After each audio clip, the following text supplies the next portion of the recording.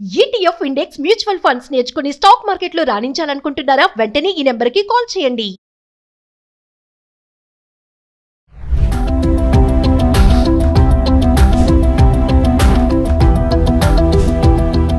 నమస్తే, welcome back to Suman TV. Present మనతో పాటు ఉన్నారు public speaker, motivational speaker, family counsellor Rajani Ramma గారు. నమస్తే మ్యామ్. నమస్తే నవీన. మేడం, సమంత పెళ్ళి, అదే సమంత మ్యారేజ్ అనేది మనం పక్కన పెడితే తను చేసుకున్న పద్ధతి ఏదైతే ఉందో భూత శుద్ధి వివాహము, ఇప్పుడు ప్రతి ఒక్క నెటిజన్లు కూడా ఇది అసలు ఏంటి, ఈ పద్ధతి ఏంటి, అసలు ఇది ఎప్పటిది, గతంలో ఇలా ఎవరైనా చేసుకున్నారా, అసలు ఏంటి దీని ప్రత్యేకత అని చెప్పేసి గూగుల్లో వెతకడం అనేది చాలా చూస్తున్నాం. ట్రోల్ కూడా అవుతుంది, చాలామంది దీని మీద మాట్లాడుతున్నారు కూడా. అసలు ఏంటి మేడం భూత శుద్ధి వివాహం అంటే ఏంటి, దాని ప్రత్యేకత ఏంటి అసలు? అంటే ఇప్పుడు పెళ్ళి అంటేనే ఏదైనా పెళ్ళి అని అంటారు కదా, మరి అంతా తతంగం హంగామగా చేసుకుంటూ ఉంటారు, చాలా పద్ధతులు ఉన్నాయి పెళ్ళిళ్ళలో. మరి ఈ పద్ధతి ఏంటి అసలు, ఎందుకు దీంట్లో ప్రత్యేకత ఏంటి అంటే ఒకసారి వివరంగా. అంటే మనం కొన్ని వింటుంటాం కదా నవీన, ఆర్య సమాజం అని, తర్వాత రకరకాల పెళ్ళిళ్ళు ఉన్నాయి. అవన్నీ ఇప్పుడు పాతకాలం నుంచి తీసుకుంటే, మన పురాణాల నుంచి కొన్ని వేల సంవత్సరాల నుంచి తీసుకుంటే వివాహాలు అనేక రకాలు ఉన్నాయి. అవి ఇలా మాట్లాడే వాళ్ళకి కొన్ని తెలుస్తాయి, ఇంటర్వ్యూ చేసే వాళ్ళకి మీకు మాకు తెలుస్తాయి. అందరికీ తెలియాల్సిన అవసరం లేదు. పాత వ్యక్తులకి అంటే పెద్ద వయసులో ఉన్న వాళ్ళకి కొంతమందికి తెలుస్తాయి. ప్రస్తుతం కానీ దీని ముందు జనరేషన్ వాళ్ళకి కానీ ఎవరికి ఇవన్నీ చాలా 99% తెలియవనే చెప్పుకోవాలి. ఎందుకంటే మన భారతదేశంలో ఎన్నో ఉన్నాయండి, ఎన్నో విషయాలు ఉన్నాయి, మనకు కూడా చాలా తెలియవని చెప్పుకోవాలి. అవన్నీ ఏంటంటే కాలమాన పరిస్థితుల ప్రకారం రీజనల్గా అవి సపరేట్ చేయబడ్డాయి. కాబట్టి ఇవి తెలియకపోవడానికి ఇదొక రీజన్. ఒక్కొక్క స్టేట్ తీసుకుంటే అక్కడ వాళ్ళకి డెప్త్గా ఉన్న ఆచారాలతో కూడుకున్న పద్ధతులు ఎన్నో ఉంటాయి. ఇప్పుడు ఒక తమిళనాడు తీసుకోండి, కేరళ తీసుకోండి, మన ఆంధ్రప్రదేశ్, తెలంగాణ, ఇంకా ఏ స్టేట్ తీసుకున్నా కూడా వాళ్ళ వాళ్ళ రీజియన్ ప్రాంతీయపు సాంప్రదాయాలు కొన్ని వేల సంవత్సరాల నుంచి నడుస్తూ ఉన్నటువంటి సాంప్రదాయాలు ప్రతి స్టేట్లోనూ ఉంటాయి. సో ఇప్పుడు ఇది తీసుకుంటే కూడా మీరు అన్నారు సింధు నాగరికత ఉన్నప్పటి నుంచి ఉంది అని, మేబీ ఉండి ఉండొచ్చు. అయితే ఎంతమంది పాటిస్తున్నారు అసలు ఎవరికి తెలుసు అంటే తెలియదు. ఇప్పుడు ఈషా ఫౌండేషన్ మీరు చెప్పారు, ఈషా ఫౌండేషన్ వాళ్ళు కూడా పుట్టి 100 ఏళ్ళు కాలేదు, వేల సంవత్సరాల నుంచి ఇది ఆచారంలో ఉంది, ఆ పద్ధతిలో ఎంతోమంది చేసుకుంటున్నారు వివాహాలు అని అన్నప్పుడు ఇది ఎక్కడ జరిగిందంటే మనకి కర్ణాటకలో జరిగింది. కర్ణాటకలో జరిగింది. ఈషా ఫౌండేషన్ ఎవరైతే ఉన్నారో ఆయన పూర్వీకుల నుంచి యోగా సాంప్రదాయం యోగా అనేటువంటి దాంట్లో తరతరాల నుంచి వాళ్ళు చేస్తూ వస్తున్నారు. దీన్ని యోగా అనే ఒక సాంప్రదాయాన్ని తీసుకొచ్చారు. ఇప్పుడు ఆర్ట్ ఆఫ్ లివింగ్ తీసుకుంటే అదొక యోగా పద్ధతి, ఇప్పుడు ఇదొక పద్ధతి అయినప్పుడు ఆ పద్ధతుల్లో కొన్ని సాంప్రదాయాలు ఉంటాయి. ఎందుకు అని అంటే యోగాకి దానికి ఏంటి సంబంధం అంటే నాకు తెలిసినంత వరకు నేను చెప్తాను.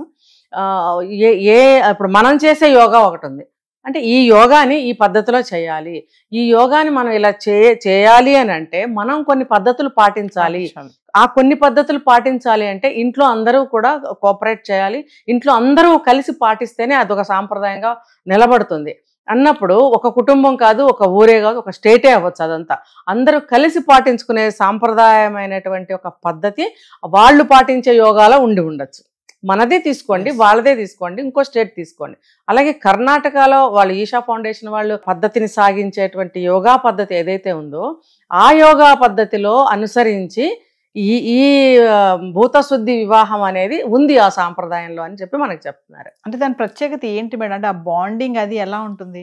బాండింగ్ అనేది చెప్తా చూడండి. ఇప్పుడు మీరు 10 మందితో గలగలగల మాట్లాడితే ఏమవుతుంది, బుర్ర వేడెక్కిపోయి ఇక్కడ నొప్పి వచ్చినట్టు, నోరు నెప్పెట్టినట్టు, మనసుకి విసిగినట్టు, శరీరం అలసిపోయినట్టు అనిపిస్తుంది కదా. అదే మీరు ఒంటరిగా కూర్చోండి ఎంత ప్రశాంతంగా ఉంటుంది కదా. ఈ యోగా చేసేవాళ్ళు ఎక్కువగా మన మైండ్ కాన్సన్ట్రేషను, తర్వాత ఒక మనశ్శాంతి కోసము, ఒక మన ఇంటర్నల్ హెల్త్ సిస్టమ్ కూడా ఒక కంట్రోల్కి వస్తుంది, మనం ప్రశాంతంగా ఉంటాం. ఏమన్నా మనం ఇరిటేట్ చేసినా ప్రశాంతంగా ఉండగలుగుతాం. యోగా అనేది మెయిన్ చేసేది దానికోసమే. కాబట్టి ఈ ముఖ్యంగా ఇటువంటి యోగా తీసుకుంటే వీళ్ళకి చక్రాలు చెప్తారు కదా, ఎన్నో చక్రాలు ఉంటాయి, అంత డీప్గా మనం మాట్లాడద్దు. ఎన్నో చక్రాలు ఉంటాయి, సహస్ర చక్రాలని, ఆజ్ఞా చక్రం అని, ఇవన్నీ వరుసగా ఉంటుంటాయి అన్నమాట. వీటికి అనుగుణమైనటువంటి యోగాని చేస్తూ ఉంటారు. కొంతమంది డీప్గా చేస్తారు, కొంతమంది పైన చేస్తారు. ఎలా చేసినా ఈ చక్రాల మీద ఎఫెక్ట్ పడుతుంది యోగా అనేది. పడటం వల్ల అవి బ్యాలెన్స్డ్గా వర్క్ చేస్తాయి. చేసినప్పుడు బాడీ కూడా బ్యాలెన్స్గా ఉంటుంది. దానివల్ల మనకి మానసిక శాంతి, అలజడి ఉండదు, మానసిక శాంతి, ప్రశాంతత ఉంటుంది. ప్రతిదానికి మనం ఇరిటేట్ అవ్వము. కష్టం వచ్చినా నష్టం వచ్చినా సమానంగానే తీసుకునే మెంటల్ ఎబిలిటీని మనం పొందుతాము అనేది యోగా ముఖ్యోద్దేశం. తర్వాత మన బాడీ కూడా మంచిగా ఏమంటారు కరెక్ట్ ఫిజిక్లో ఉంటుంది అని చెప్తారు. అయితే ఇక్కడ ఈ భూతశుద్ధి అంటే ఏంటనంటే భౌతికంగా, ఇందులో మళ్ళీ 2 అర్థాలు వస్తాయి. నేను ముందే చెప్పాను, నాకు తెలిసినంత నేను చెప్తాను అని. భౌతికంగా అంటే మనము మన చుట్టుపక్కల ఉన్నటువంటి పరిసరాలు భౌతికంగా అని చెప్పుకోవచ్చు. మన శరీరానికి అనుగుణంగా అంటే మన శరీరాన్ని గురించి కూడా భౌతికంగా అని చెప్పుకోవచ్చు. ఇప్పుడు చాలామంది పెళ్ళిళ్ళు చేసుకుంటున్నారు నవీన. ఎన్ని రోజులు కాపురాలు చేస్తున్నారు, లేదా ఎన్ని సంవత్సరాలు చేస్తున్నారు, లేదు ఒక 40 సంవత్సరాలు, 60 సంవత్సరాలు, 50 సంవత్సరాలు కాపురం చేసిన వాళ్ళు కూడా డివోర్సులు తీసుకుంటున్నారు. లేదా డివోర్స్ తీసుకోకపోయినా కొట్టుకు చస్తూనే ఉన్నారు ఇంట్లో. ఇంకోటి సమస్యలు ఉంటూనే ఉన్నాయి. ఎందుకు అని అంటే ప్రతిదీ మన మనసుకి తీసుకోవట్లేదు, మన ఫిజికల్గా అంటే మనం ఏమంటాం, ఇప్పుడు ఇది లేకపోతే ఇది గడవదు, ఇప్పుడు ఇది లేకపోతే ఇది గడవదు. ఇదంతా కూడా భౌతికంగానే వస్తుంది. ఇదంతా మన మనసుకి తీసుకోండి. మనసుకి ఏం కావాలి? మనసుకి ఏమీ అక్కర్లేదు. ప్రశాంతంగా అంటే ఏంటి, ఏం తినకుండా శుష్కించిపోయి చచ్చిపోతారా అని అడుగుతారు. అలా కాదు. ఇప్పుడు సాత్వికమైనటువంటి ఆహారం తీసుకోమని వాళ్ళు చెప్తారు. మనం ఏం చేస్తాం, చాలామంది నాన్ వెజ్లు తింటాం, లేదా పిజ్జాలు తింటాం, రకరకాల ఫుడ్డులు తింటాం. అదంతా అవసరం లేదు. మనిషి బ్రతకడానికి సాత్వికమైనటువంటి ఆహారం తీసుకోవాలి. దానివల్ల కూడా మన మానసిక స్థితి చాలా బ్యాలెన్స్డ్గా ఉంటుందని యోగాలో చెప్తారు. యోగాలో జాయిన్ అయిన వాళ్ళు చాలామంది నాన్ వెజ్లు మానేస్తారు. ముఖ్యంగా ఈ ఆర్ట్ ఆఫ్ లివింగ్ కానీ, ఈషా ఫౌండేషన్ వాళ్ళు కానీ నాకు తెలిసి నాన్ వెజ్లు తినేవాళ్ళు కూడా మానేస్తారు. ఎందుకంటే అందులోకి వెళ్ళిన తర్వాత తినాలని కూడా అనిపించదు. ఎందుకంటే అది కమిట్ అవ్వాలి.